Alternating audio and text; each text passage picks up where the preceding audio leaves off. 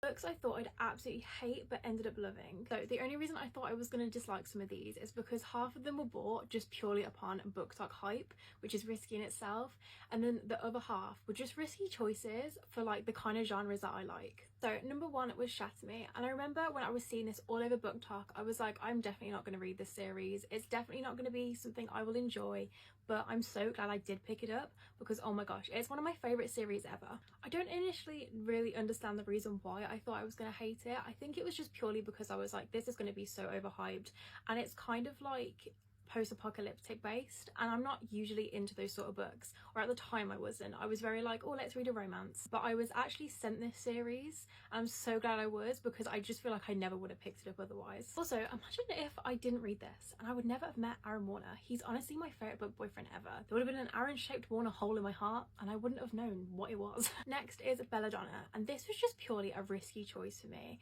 Just one day in like the middle of October, I was like, I want something quite spooky, quite gothic vibes. I was a little bit nervous to start it, so it sat on my shelf for quite a while because I was like, I don't know if I'm going to like this, but as soon as I picked it up, I was in love. This whole story is incredible. There's a little romance, there's a mystery aspect. It was just everything that I could have asked for in a gothic romance. Next is If You'd Been With Me. I know this is quite a controversial one. Loads of people hate it, some people love it. I am actually someone who loves it. I will admit there is some parts in it which are very cringy and cliche, like the fact she wears a tiara, but I do think there's like deeper meaning into that. But on the borderline of it, it is pretty like weird. But the story itself, honestly, I was sobbing for days. Next is City of Bones, and I will admit, if you have read this book and you know what happens at the end, that was pretty weird.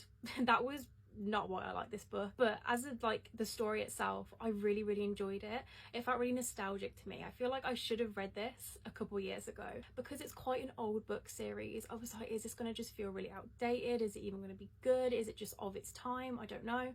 But I'm really glad I did decide to pick it up after like 2 years of having it on my shelf. And last of all is a bit of a fan favourite, is Magnolia Parks. And I left this for so long, but it kept coming up on my Instagram, coming up on my TikTok, and I was like, right, I'm going to give this a try purely based on hype. The drama in this book had me hooked. It's not a romance story. It's literally like an episode of Made in Chelsea. If you're from the UK, you'll know what that is. Drama after drama after drama. The plot twist at the end, I was like, oh my god, what a snake. But yeah, I still haven't bought the rest of the series because I'm so caught up on Magnolia. I know the next one is Daisy Hates, and people say that that's even better, but I just like, oh, I don't know. I'm a bit worried now that I'm not gonna like that one, but I know I should just jump in.